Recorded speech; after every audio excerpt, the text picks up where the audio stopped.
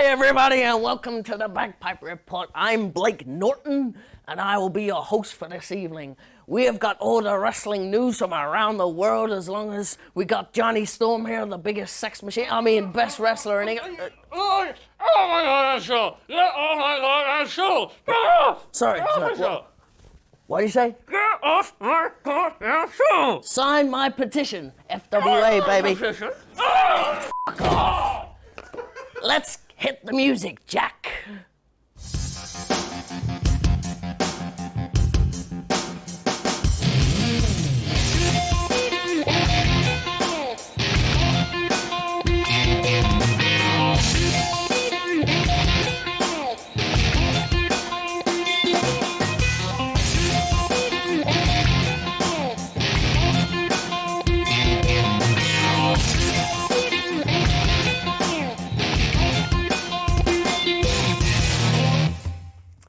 Okay, good evening, everybody. Welcome to the Bagpipe Report. My name is Blake Norton, and it's a pleasure to serve you once again this Friday for 60 minutes of the latest wrestling news and information. First thing on the news tonight, congratulations to Adam Abbs. 2 out of 3 falls match, crowned first ever NWA Ireland Heavyweight Champion. Had a great match this past Sunday with Paddy Morrow, the Suicide Machine. Congratulations. The address is up on screen right now. The online address for NWA Ireland. Check those guys out. Congratulations to Adam Abbs. Now we're going to bring in Brian Alvarez from the Figure 4 Weekly Newsletter, our good friend. He's calling us now from Seattle, Washington. You can check out the newsletter on WrestlingObserver.com. How are you doing this week, Brian? I'm doing pretty good. Good stuff. Well, let's kick it off with NWA TNA this week. Some comings and goings. Been a bit of talk about Mark Mero being involved with TNA to some degree, and about him actually perhaps competing on Impact next week. What's the situation with Mark Mero, who we haven't seen in several years since his big WWE run? Yeah, he was working for the XWF, which is Jimmy Hart's group. That's right. And he's training someone. For the life of me, I can't remember the guy's name. A radio show host, isn't it? Yeah, Something like Monsters that, of the Midway or something like that. Some radio show host, and the host is going to be a wrestler. Mm-hmm. I thought this was going to be like a one-time deal, but I think he's going to actually be working. And he asked Mark Mero quite a while ago if Mero would come in and team with him and whatever, and Mero wasn't interested at the time. But I don't know if they upped the offer or what happened, but now I guess he wants to come in and wrestle. So apparently at some point he'll be debuting. So. Well, that's certainly interesting. We haven't seen, of course, you're very right, he was with XWF, but we really haven't seen Mero in several years, and he really hasn't been active either. Also coming in, I've heard, is Terry Funk. Is that going to be a short-term or long-term deal? Probably short-term deal, because, Terry's getting really old. And I can't picture They've been him saying that for 15 years, though. Yeah, and probably longer than that, probably about 30 years. But I can't picture him wanting to fly to Orlando every single week. Right. And they teased it on Friday that he'd be coming in on Impact, but they didn't actually outright say his name. Well, Right. they did, but, it wasn't like he'll be here next week. They were teasing it. So he'll probably come in for a show or two, and I guess he's part of their championship committee or whatever. So, he'll appear every now and then. And I suppose, since he keeps having retirement matches, how many can he have for the same promotion in the same couple of months, right? That's right. Just making fun. We love Terry Funk very much. Also, Spanky, we talked about this a few weeks ago, filmed some vignettes for the company. There's some talk on the internet now that he won't actually be coming in. Have you heard anything about this? I've heard the same thing. I don't know what the deal is. He's done some weird things, like in the past 6 months or so, as far as missing shows for weird reasons and that sort of thing. And actually, he missed an FWA show on this side of the water just last month, and FWA is the biggest wrestling promotion in England right now. Yeah, so I don't know if, he's got his Japan dates, and I don't know if he's just happy to do that and wants to keep that gig and isn't worried about anything else. But, Right. I guess he decided not to call anybody back, so no TNA for a while, I guess. Well, we're going to move right on to WWE news. The big boss man, Ray Traylor, passed away this past week. What have you heard about the circumstances, just based on just peripheral vision here? Just as a layperson, I would say I don't think steroids were involved, but he was a person who had serious weight issues, obviously, as people know from his career, and he died of a heart attack, that much I know. What have you heard, and what's the situation?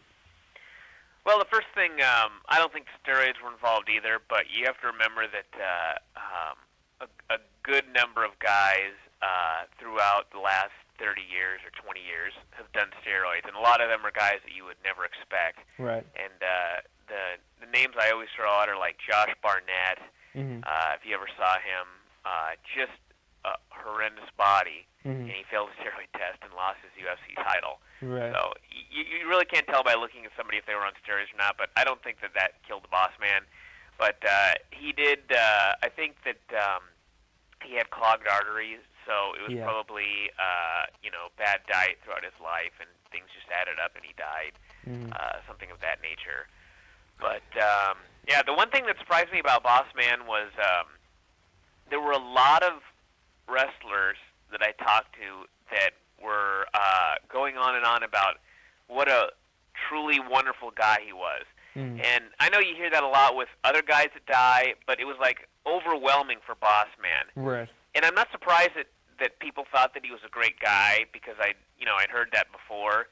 But I don't know, it's just like you never really heard that so much when he was alive. Yeah. But then, it's just people were coming out of the woodwork after he passed away, and it was really surprising and sad. So. Yeah, and it's again sad to see someone who is so young, and so many baby boomer wrestling fans, in our generation, know him so well from his heyday back when WWE exploded. And just 2 years ago, he and Mr. Perfect were tag teaming on Raw, and now both of them, very young men, are gone. And our condolences sincerely to his family and his friends. Now on SmackDown last week, we had Steve Austin, Hulk Hogan, Mick Foley come on and talk about their favorite SmackDown moments. Was it a success ratings-wise? I predicted a 3-1, and it did a 3-2. So it didn't, and I'm sure WWE predicted a lot higher. But, I mean, personally, I think that, the people that are watching the show right now are going to watch it no matter who's on it. And the people who used to watch the show when Austin and everybody were on it, I don't think they were even aware that these guys were going to show up. Because they only plugged it to the viewers that are already there. Really. Yeah, I don't. I didn't think it was going to make a big difference, and it didn't. It probably LA was preempted, so it probably would have done a 3-3, which would have been the highest rating in a long time. But last week they did a 3-2, so it's not like it lit the world on fire or anything like that. Ding dong, the baby's dead. Which baby? Kane's baby. Is this the end of that storyline, thank the sweet Jesus, or is this just another little turning point here? Obviously, I mean, we were talking originally, in fact, you were adamant that everybody told you that it was going the distance, so was there a major change in plans at some point along the way, or was it expected that the baby would die, but the Kane-Lita thing would keep going the distance? There was a change, and I'm not sure when it took place, but I know that on the Heat, the day before they did the miscarriage, they were talking about how the baby was okay. I can't remember the exact words they used, but something along the lines of the baby's going to be fine or whatever. And then the next day, the baby was not fine. So I don't know if, Right. they had Gene Snitsky fall on her, and then they took a week thinking about should we do it or not, and then they decided on Monday, well, let's just do a miscarriage or what the deal was. But the plan originally was to go 9 months, and I don't know what caused them to change their mind. But it's over now, and Gene Snitsky he's Kane's new rival. Is he a new signee to WWE? Is he going to be in a pay-per-view, or is he just going to get squashed next week?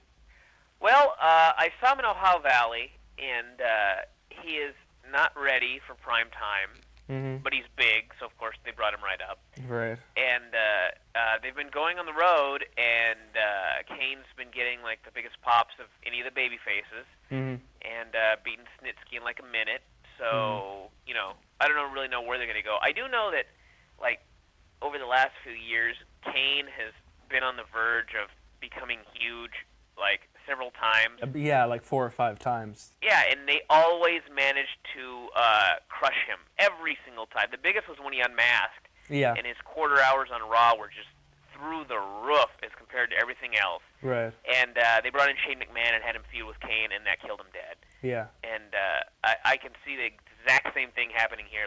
They almost stumbled onto their new biggest babyface, and they're going to have him feud with Gene Snitsky, and he'll be nothing when it's over. Yeah, I really hate to say this, but if you put the entire rest of the Kane-Lita situation behind you, I thought Kane was actually quite good last Monday. I thought he was. I mean, he seemed to be quite genuine. I mean, I almost felt sorry for the guy, which is definitely a good sign. I should think anyway. But Kane is like a shockingly good actor. Yeah. But he's also paired with Lita, who's a shockingly bad actor most of the time. So there may be something to that. You know, I don't want to get off on a rant here, but because of the storylines and the characters being so inconsistent, I think one of the reasons that Kane gets such a big pop is because there's fire and because he's 7 foot tall. And when you're live, it doesn't matter how badly you handle the character. There's still, you know, that big explosion, and he's still 7 foot tall. And I think that's one of the reasons why he can sort of come through where other characters are dwindling in the wind a little bit.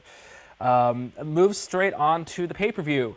Now, I checked the WWE official website for No Mercy matches because off the top of my head, I could think of 5 matches that were official for No Mercy. So I checked the WWE site to see which ones I'd missed. I forgot what pay-per-view you were talking about before I got that rant. This is a SmackDown one, right? This is SmackDown.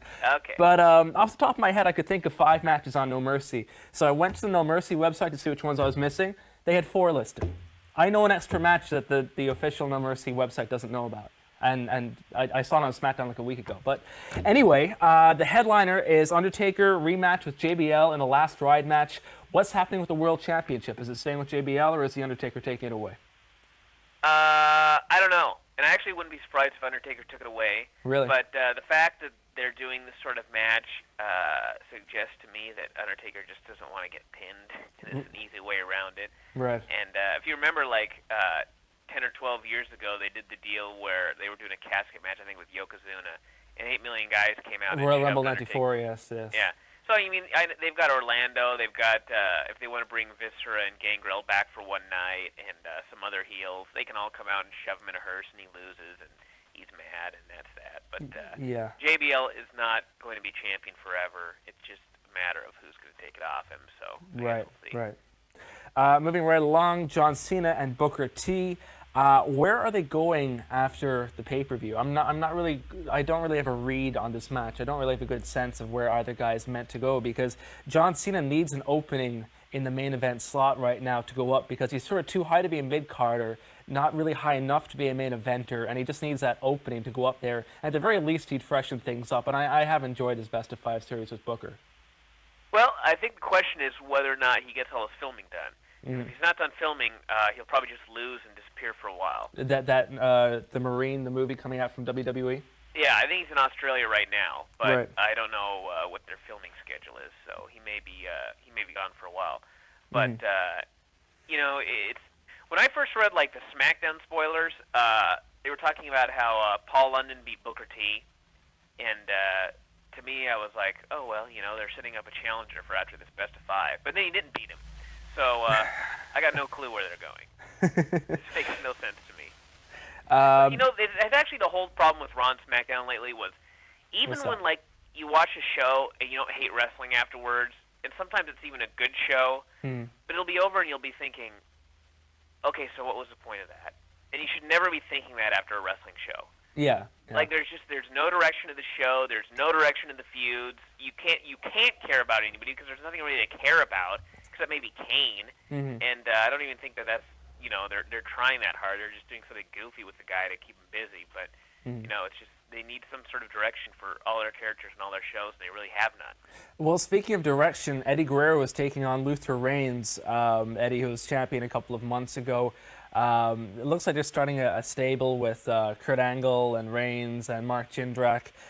What is happening with these two guys? I should think that Reigns is in line for a push. The guy's got. You were talking before about what a great talker he is from OVW, and the once or twice I've seen him talk on SmackDown, he's fantastic. Which is, and he's also got the look. So I should certainly think he's in for a push after the show. Yeah, and you know, I think they're putting him with Eddie because Eddie can probably try and get a good match out of him. He's not great in the ring. No. But, you know, there have been a lot of guys that have gotten over that aren't great in the ring, so that's not really a huge deal. But, yeah, the thing is just like Eddie, if you look at where Eddie was 3 months ago and where he is now feuding with Luther, he's taken quite a tumble. And you could, you know, add that to everything else that's going on with him, and you can see why he'd have a, you know, things are tough for him right now. But, yeah, Luther will probably get some sort of push. I don't see him getting pushed to, like, main event or anything like that or world title matches, but he'll get a push. And again, to a degree, much like you were talking about a moment ago, we're spinning our wheels a bit and asking, are these people going up the roster or down? Because by and large, most of the people here are in the same spot they were this time last year, in the same spot they'll probably be a year from now. But Rob Van Dam and Rey Mysterio, who've teamed several times, actually had a tag team match on pay-per-view against the Dudleys. I think it was No Way Out earlier this year, and they went over. So they're a makeshift tag team taking on Rene Dupree and Kenzo Suzuki.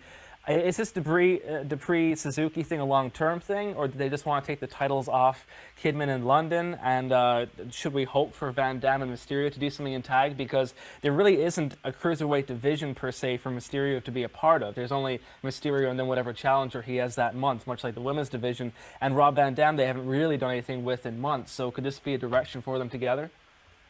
I think that RVD and Ray will probably get the belts, but I don't know if it's going to happen in this pay-per-view because I just see the pay-per-view taking place and Renee and Suzuki continuing their reign as the worst tag champs I think I've ever seen. But I think maybe not this pay-per-view, the one after they'll probably win them, so we'll see. Mm-hmm. But it's like the same thing, everyone's in the same spot, so it really doesn't matter. The belts are dead, so. Mm-hmm. And finally, we have Big Show versus Kurt Angle. Angle's had good matches with Big Show before. I expect this one to be a good match too. Anything to expect coming out of this one, or is it as simple as it seems on paper? I don't think there's going to be a finish, to be honest with you, because I know that Angle's whole deal is he wants to face Undertaker at WrestleMania. Right. He wants them both to be like on a big unbeaten streak, so it's like this big match. Right. And they're not beating Show right now. Right. So I don't know if it'll be a DQ or maybe they'll do some sort of totally screwed up finish or something like that. But I'm just laughing because I was reading this article about Kurt Angle where he was talking about great workers in the company, and he kept mentioning Big Show. Really? And who might argue with Kurt Angle, but very odd choice. So who are we? Well, you never know. he loves the guy and he loves working with him, so I think they'll have a decent or good match. Yeah. Well, they've had several good matches before. I remember one from the December pay-per-view. I think it was 2002, where Kurt won the belt. And that's right. They had a great TV match at some point. They did. So I think it'll be a very solid match. Again, on paper it looks like not a bad show, but something where again you don't get that sense of momentum that is needed to spark interest and increase buy rates. But we will certainly be tuning in this Sunday, won't we? And we'll see how it goes, and we'll review it right here next week. Is that this Sunday? Huh? Is that this coming Sunday? It is, isn't it? October 3rd? Yeah, that's this coming Sunday. Oh, God. Yeah, don't make any plans. Well, anyway, that's No Mercy. That's coming up this Sunday, and we've got our own super that's card wrestling here. in 2004 when they have shows like this, and people that follow wrestling and do it for a living have no idea when the shows are. Yeah, that's pretty despicable, isn't it? Well, that's what we're here. We're here to remind everybody because, of course, everybody watches the Bagpipe Report, especially when you're on the show, Brian. Okay.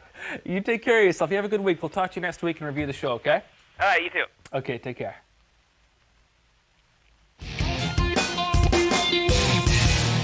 Okay, joining us now in studio, we have one of the foremost representatives of British wrestling.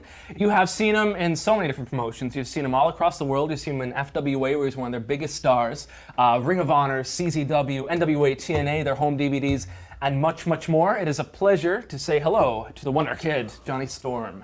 What's up, dog? How are you, Johnny? How are you? Doing very well, thank you. Now, most recently, you had a match with James Ty. You lost that match, and it was Loser Leaves FWA.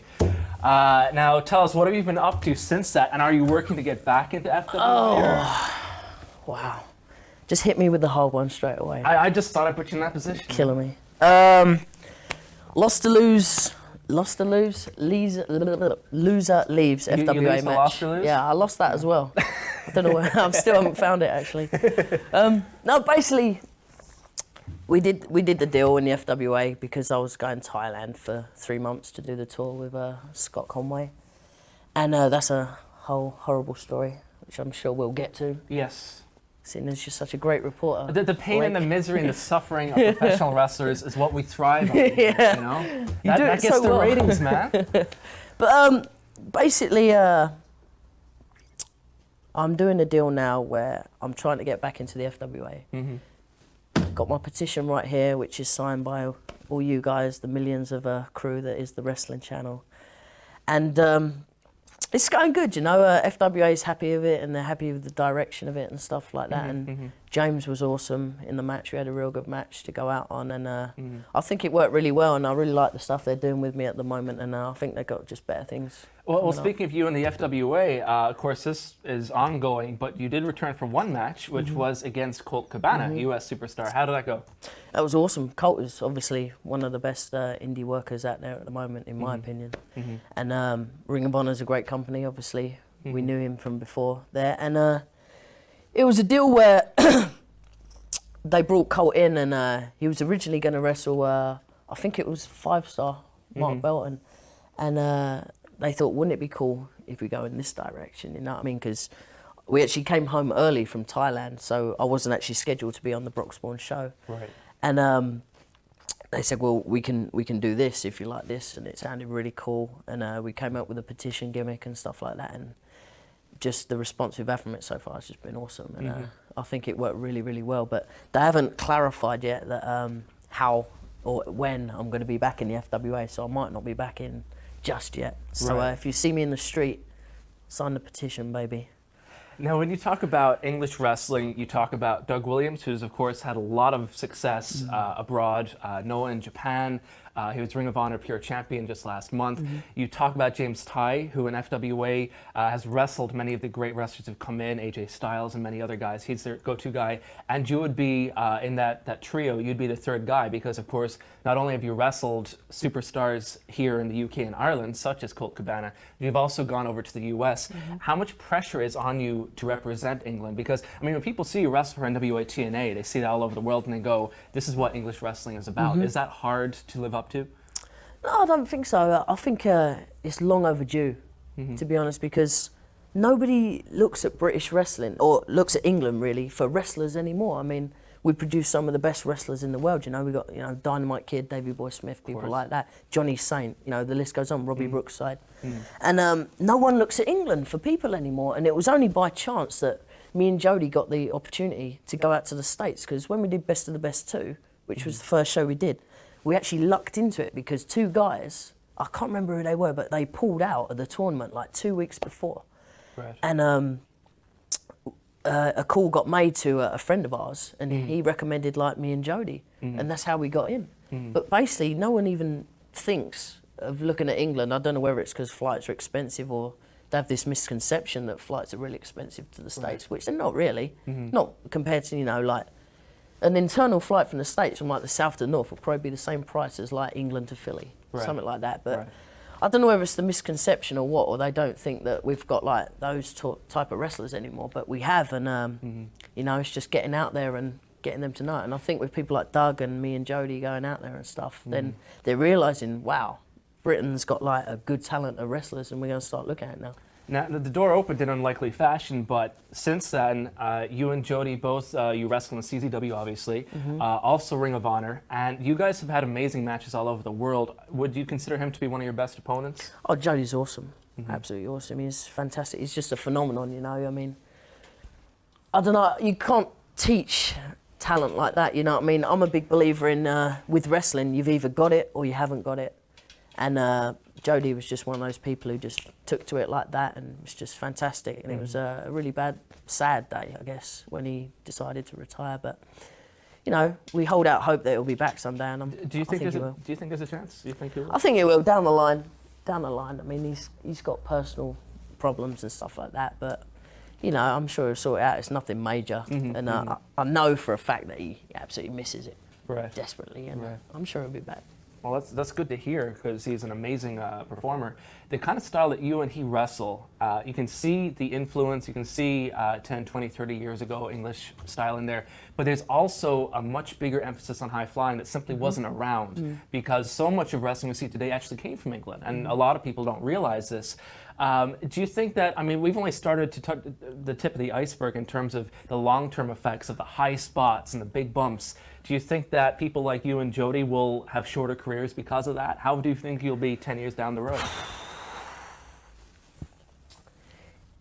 I think about it a lot, to be honest with you. I do think to myself now that, oh my God, I'm hurting now. Not terribly, but I couldn't stand up. Like, I was in a club the other night, and I was just standing at the bar. And after like 20 minutes, I was like, geez, I need to sit down or something. And I'm thinking, my God, I'm quite young. And in 10 years' time, what am I going to be like then? Yeah. So it's really scary in a way, you know. And I don't know. I try and I cater to the show that I work. If you know what I mean. If it's obviously FWA, then that's the sort of style they're looking for. The crazy stuff or something different, you know. And whereas more the old school shows like is more family orientated and stuff. You don't have to go out there and kill yourself because the fans will appreciate it more, like the little things. So basically, I'm trying to maneuver myself more to that sort of style. So I only have to do the crazy stuff when I have to do it, you know, or when I'm getting paid to do it. Good. What promotions do you enjoy working for most? I mean, on that topic, for instance, when you work with All Star Wrestling, I know that Brian Dixon has a big emphasis on connecting to the fans, and he cares more about you connecting to one fan than doing a Hurricane Run off the top, which is sort of what you're talking about. Well, anyone will tell you who works with Brian Dixon, yeah? I'm sure if you get any of the other guys in here, like Colt and people like that, the first impressions you'll get of him is like, he'll come up to you and say, I want action. Action, action, action. That's exactly it. And he doesn't care about psychology or anything like that, which I'm not saying it's a bad thing, but for his shows, he just wants the fans involved 100%. And to be honest, that's what I like. You know, I can't stand going out there in, I'm not saying Japan specifically, but you know, Japan more appreciate it more, don't they? Right. They're like quiet and they watch and they're interested. But when I was in Japan, I was just going out there and geeing up so much. I was like, come on, baby, come on. And it was funny because over here, like the crowds would be like, Jonny, Jonny. And in Japan, you hear like these obscure voices in the crowd, like, it's mainly women as well. Like, it'd be like, Jonny, like that. And I'm looking around every time someone's saying it at the start of a match. She's like, Jonny, there's one over there. Jonny, Jesus, there's one over there. And it got to me, I thought, wow, I can have some fun with this. So the next time someone said it, it was like completely quiet. Someone goes, Jonny, I go, what? And the whole place just popped, man. I was like, damn, this is easy. I want to come back to Japan. Well, you were in Japan recently, actually. Ross Hart sends his regards. He was one of the people you were over there with. Ross is awesome. He is absolutely awesome. Who were you over there with, and how'd you find working on that? Wow, it was actually the second time I've been to Japan. Right. I went to 01 first for Steve Carino, obviously, which is absolutely great. We did pay-per-view for them, which is wicked. And it was actually in the same arena. It was in the place where Noah has their home base, Diffa Arake or somewhere like that it's called. Awesome arena, absolutely fantastic for TV. And it was called the WrestleAid Project, and it was run by this wrestler called Mr. Go, his ring name is.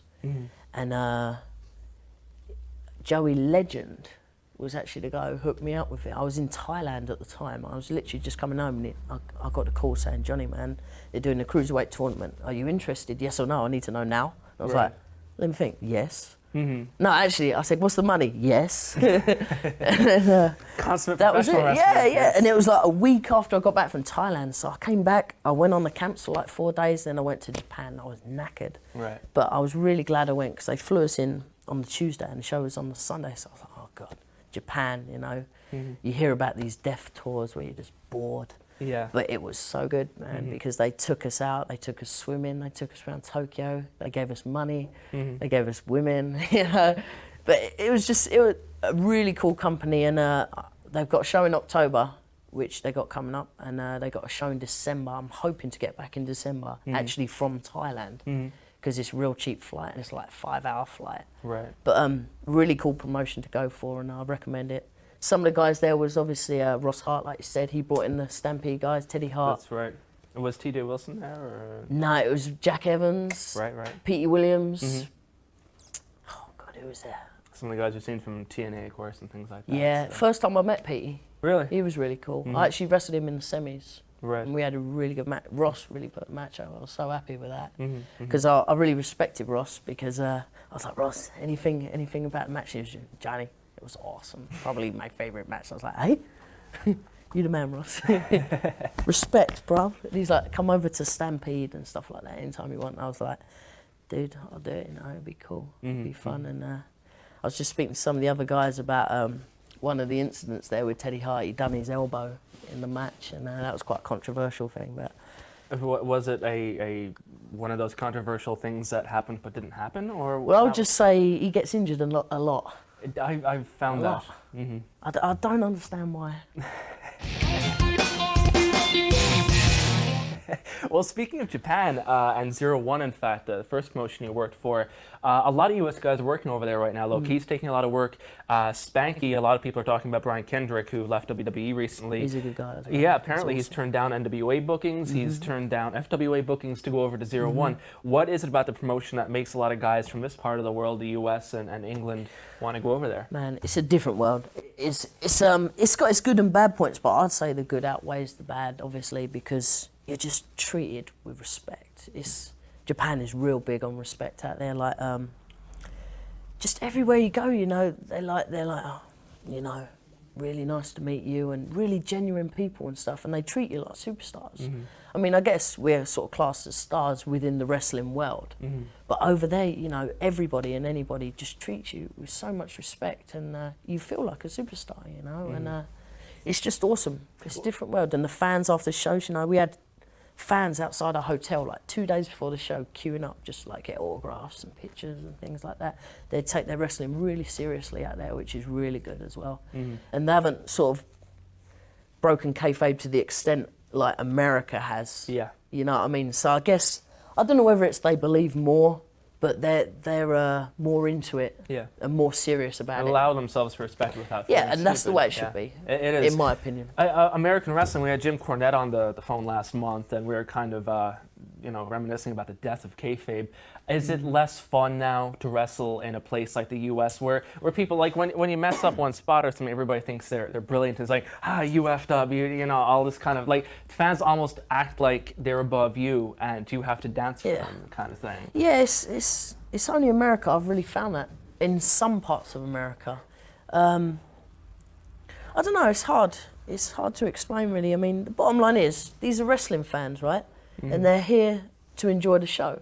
So why would a fan, like, they obviously like wrestling, they want to be part of it and involved in it. Why would a fan come along to a show just to say you suck? Yeah. You effed up, things like that. Yeah. What's the point? You come to enjoy yourself, right? You don't come here to just say, oh, that was crap, that was crap. Because you're insulting the product that you like. What's the point of going, you know? Yeah. I really think fans should get involved as much as possible. I really enjoy that. And just get into it, enjoy it, come, be a fan, have fun. What's the big deal with that, you know? And it has got to the point now where it's too far, you know, and it's really hard to, like, get over. Philly is like the one that gets, it's said, you know, the hardest place in the world to get over. Right. But once you're over in Philly, man, then it's cool. It's back to normal, you know what I mean? You have to get past that first hump for, like, where they see you're, like, a decent worker or they respect you or whatever. Then, if you do, like, miss a spot or something like that, then they won't grill you so bad, you know what I mean? Because they like you and stuff. Right. So I like wrestling in Philly now, you know. I've wrestled at the arena like umpteen times for XPW and stuff and CZW, and they've always been cool with me, but first time going in there, I just see guys get killed, man, by the crowd, and they come backstage and it takes it out of you, you know, because you think, well, what have I done wrong, you know? Yeah. You're just there to try and entertain these people and they're just like slagging you off, and it's depressing in a way. Man. Has that kind of mentality entered English wrestling, do you feel, or is it still more fun and more old school? Everyone goes on about, like, the Smart Marks and the FWA, that's the company for it. I could only recall, like, maybe 1 or 2 shows where there's been, like, you effed up, stuff like that. Other than that, I reckon our fans, like the FWA fans, are awesome because they are respectful, I think, in my opinion, you know.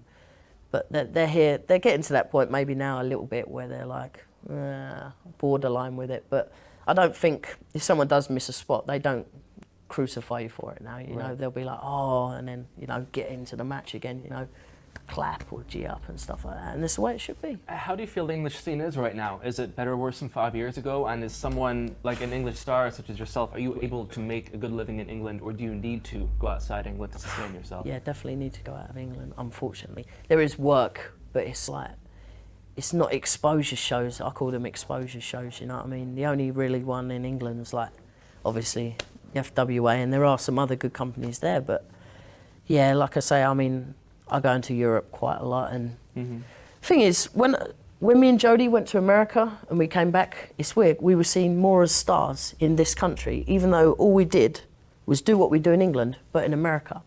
When these American indie guys come over, fantastic athletes like AJ Styles and, you know, Colt Cabana, people like that, awesome wrestlers, but they're seen in England more as stars just because they wrestle in America. Right. And that annoys me a little bit, to Yeah. be honest, because all they do is they wrestle in America. They do exactly the same as what we do, but it's in the States, And and it they're do- seen as small stars. It does seem to me that when English stars go to the States, Americans like Nigel McGuinness or Doug Williams are like, okay, who is this person? Whereas when someone from the States come over here, almost no matter who they are, it's almost like, well, he's an American wrestler, and that's sort of like a passport or something like that right off the bat. It's crazy, you know. It's annoying. I think. I don't know. Now, talking about traveling, of course, when you did leave FWA and England for Thailand earlier this year, we were expecting you to be gone a lot longer. What exactly went down in Thailand that you wound up back in this neck of the woods with your petition, right? Wow, that was awesome.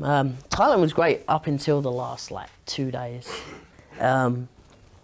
It was a horrible situation. It was like basically an English promoter lives in Thailand, and he went half and half with this Thai promoter. Cut a long story short, he got screwed over.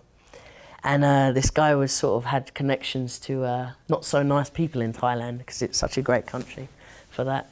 And it all went wrong, and we got paid because Scott was paying the money, but he refused to pay. Scott was the promoter. Right.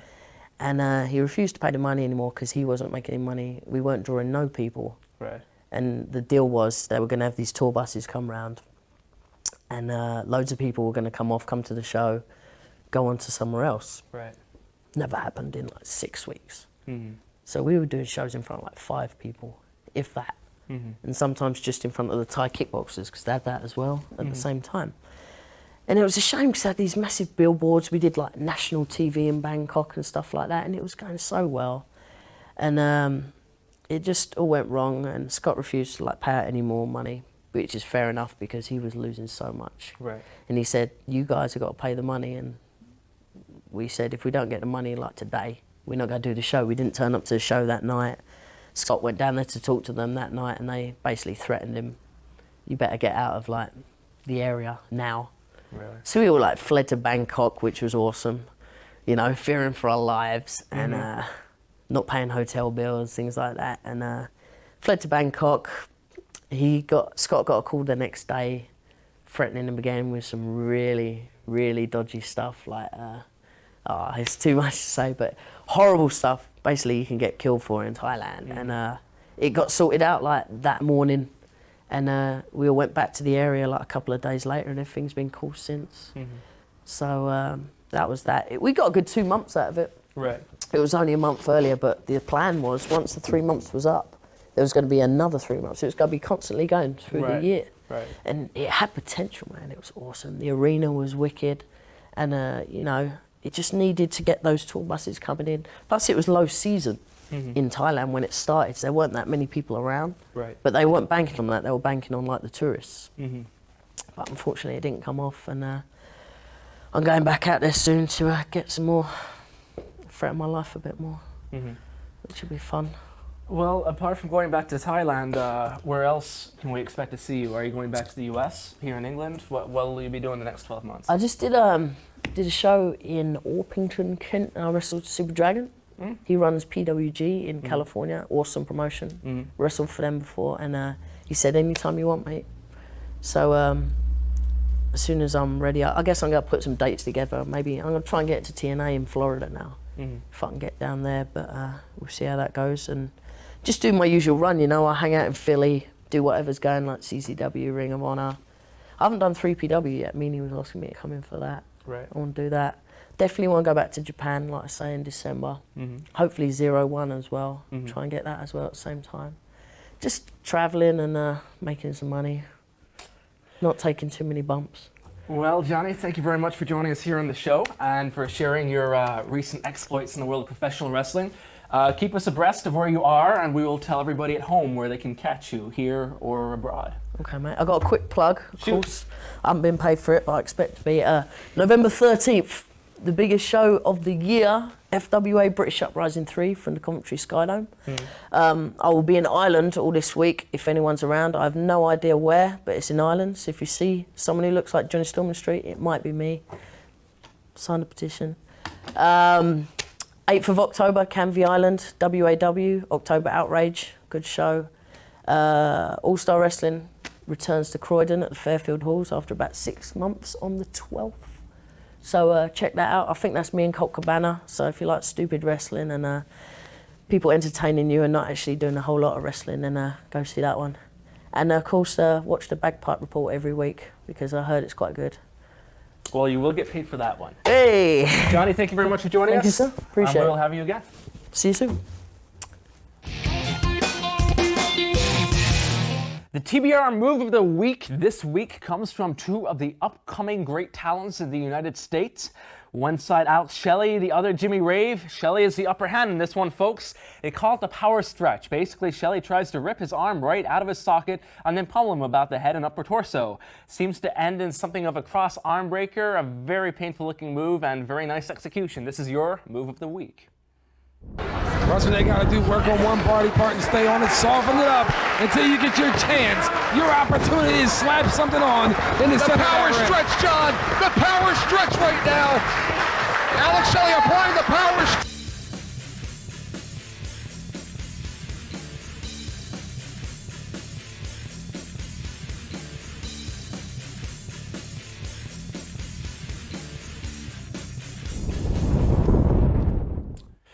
Another week, another free pair of tickets to the WWE's biggest ever tour in the UK. You want this great prize? We got 2 tickets for every single show they got. Very simple, answer this question. Back in 1992, WWF held a giant show, SummerSlam 92, in Wembley Stadium. Now the question is, who left that show Intercontinental Champion? Was it A, Bret Hart, B, the British Bulldog, or C, Mr. Perfect? You can text your answer WWE A, B, or C, depending on whether you think it was Bret, Davey Boy, or the late great Kurt Hennig. Text it to 88066, and you've got until this Thursday at midnight. So get texting. A pair of free tickets to the upcoming WWE tour can be yours. Okay, let's open up the TBR Q&A. First question comes from Shahid in Birmingham, who asks, Dear Blake, do you know what's happening with Vince's situation at WWE? I heard if the TV ratings and the house shows do not perk up, WWE could go bankrupt. Also, what do you think of TNA's chances of competing with the WWE in a couple of years? And is it true that Ted Turner is going to start his promotion? Well, Shahid, WWE is in absolutely no risk of going bankrupt anytime soon. They're a massive public company. They've been around for a long, long time and are still making lots of money. I know ratings are on the downhill right now. Attendance is on the downhill, but they are way, way, way away from being in financial trouble, so don't worry there. On the TNA side of things, they've got a long way to go before they're competing with WWE. They don't have the talent roster, they don't have the tour dates, and they certainly don't have the viewership that WWE has by a long shot. So if they ever do compete with WWE, that day is a long way off. Finally, Ted Turner, if he gets back in the game, yes, it could make a major impact, but as of right now, the former owner of WCW isn't in the game. But if it does happen, you'll hear about it right here on the Bagpipe Report. The next question is unsigned. Dear Blake, when I was watching Unforgiven, I was surprised to see that Triple H was once again crowned world champion. This struck me as strange as Randy Orton had only held the title for a month. Is it possible that Triple H has been given creative control over his storylines and character? If you think this is the case, do you think that he is abusing his power by pretty much focusing the entire show around him in Evolution? Well, I definitely think that there's too much emphasis on Triple H. That's just as a fan's perspective. Does he control his character? I think he probably does, and that's not a criticism, but I think Triple H has a lot of influence on his character. As far as Randy Orton goes, though, I think most people accept, certainly most fans and most critics, that his world title run, for whatever reason, wasn't off to a good start. And I don't think he took the title back to be vindictive. I don't think it cut him off. I think it was probably the right thing, Hunter winning the title back. Yes, he does have a lot of character. Yes, he does have a lot of control. Does he have too much? Well, that's up to each and every one of you, isn't it? The next unsigned letter asks, Hi Blake, will Ken Shamrock come back to WWE? Well, it's entirely possible. Ken spent a couple of years with WWE in the 90s. He also spent some time in NWA TNA, but it's not going to be until after his fight career is over. Ken turned 40 earlier this year, so I can't imagine he's got that much time left. Most critics say that his best days are behind him, but as long as he's in the fight game, I don't think he'll be back in wrestling. When he retires, I wouldn't be surprised at all. Next question. Hey Blake, are you a fan of current Ring of Honor World Champion Samoa Joe? A lot of people criticize his style as being unsafe and unnecessary. To be 100% honest, I don't know. I don't know if it's unsafe. I don't know if it's unnecessary. Have you been in the ring with Samoa Joe? I certainly haven't. That's up to his opponents and the people he's working with. There's some great wrestlers out there who can make things look very painful and very believable, but still leave their opponent conscious at least. And there's other guys who, don't look so good, but yet the people they're wrestling go out on stretchers. So as to whether he's too hard in the ring, you'd have to ask Joe's opponent. Personally, I like him. I think he's a good wrestler. Hey Blake, when will Jeff Hardy be on TNA and how old are the shows? Well, the shows we're currently showing of TNA, are about 6 months old, which means that Jeff Hardy will be making his TNA debut for us fans over here in the UK and Ireland and mainland Europe sometime around the end of this year. So keep your eyes out because Jeff Hardy will be hitting screens again soon on a television near you. Now let's check out some upcoming wrestling action in a town near you. Topping the bill, UKPW has a show coming up Thursday, October 7th, over Bury Street, Hackney, London. WZW has a show coming up Friday, the 8th of October in the Civic Hall in Shildon. World Association of Wrestling, check them out, same night, Friday, October 8th in Canvey Island. All-Star Wrestling, Friday the 8th of October in the Harlequin Theatre in Red Hill, then Tuesday the 12th of October in the Fairfield Halls in Croydon. Revolution British Wrestling has a show on Saturday the 9th of October in Hertfordshire.